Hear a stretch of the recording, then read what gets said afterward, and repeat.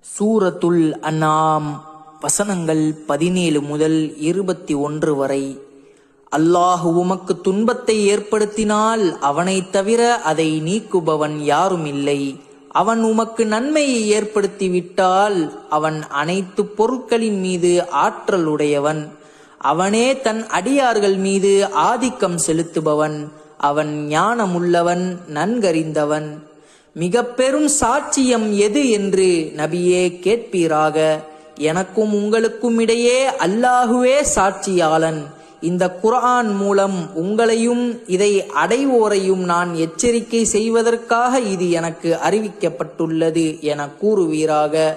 அல்லாஹுவுடன் வேறு கடவுள்கள் இருப்பதாக சாட்சி கூறுகிறீர்களா? நான் அவ்வாறு சாட்சி கூற மாட்டேன் என்று நீர் கூறுவீராக. வணக்கத்திற்குரியவன் அவன் ஒருவனே. நீங்கள் இணை கற்பிப்பவற்றை